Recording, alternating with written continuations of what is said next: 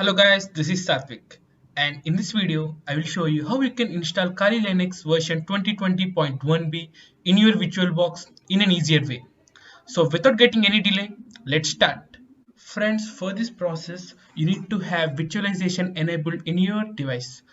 To check whether the virtualization is enabled or disabled, you need to head over to your task manager by hitting Ctrl Shift Escape and then head over to the performance, and then in the CPU session you can see that an option called virtualization which is enabled. If you find it disabled, then you need to head over to your BIOS and you need to enable the Intel virtualization, and then you need to save it and come back here so that you can proceed it, or else you will, even though your system supports 64-bit, if the virtualization is not enabled then it will only limited to 32-bit. So make sure that you enable the virtualization, and for this you need to download two files.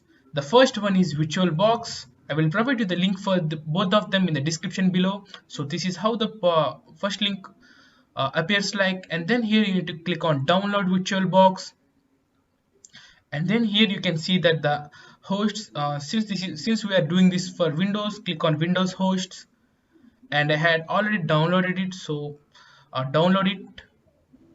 And the next one is you need to download Kali Linux. Head over to the link that I provided in the description below and make sure that you do not select the image. Okay, at the bottom of this page you can see some sections like Kali Linux 64-bit VirtualBox. Now you need to click on this offensive security VM download page, and then when you scroll down you will see an option called Kali Linux virtual images. Click on this plus icon and then select the 64-bit version or 32-bit version based on your device. So click on this button so that it will ask you to download. Since I had already downloaded it, so I won't download it now and cancel it. So make sure that you download both of these files and continue the process. So the first thing is you need to install VirtualBox. Double click on the application that we had downloaded previously and make sure that everything is default. Click on S,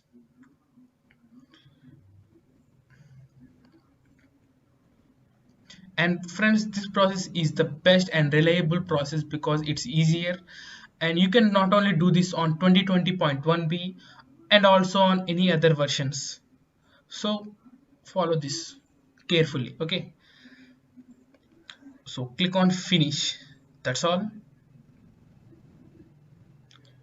And this is our VirtualBox manager, and since we had already downloaded the Kali Linux OVA file, you need to click on import, and then you need to click on this icon and then go to your desktop, click on the file that you had downloaded, click on open and click on next.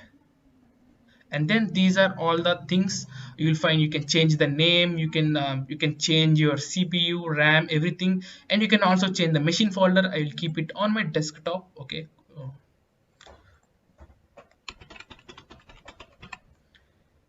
so if you want to change the machine base folder, click on this here and click on other, and now you can select your folder, click on select and just click on import and then click on agree. That's all. It will take roughly 10 to 20 minutes based on your system speed, and and then you can have your Kali Linux running on your device on your Windows 10 in a VirtualBox. And I will also show you how you can uh, keep root as a default password in Kali Linux. Friends, you can see that the process of import is completed and it took approximately 5 minutes for my device. And now let's launch our device by selecting that selecting that VM and click on start. And since this is a custom edition for the VirtualBox, you don't need to do any kind of settings like unlike installing a Kali Linux using an ISO file. This will be an easier process. Select it,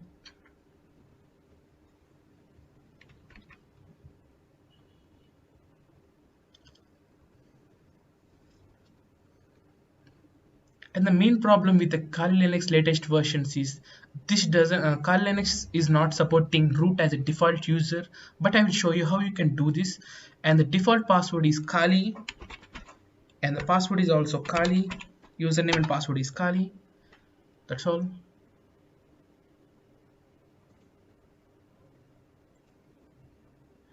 You can see that the screen is also in full size. Okay, now you need to open your terminal in order to set root as default user. Sorry, I'll change it. I'll improve the size.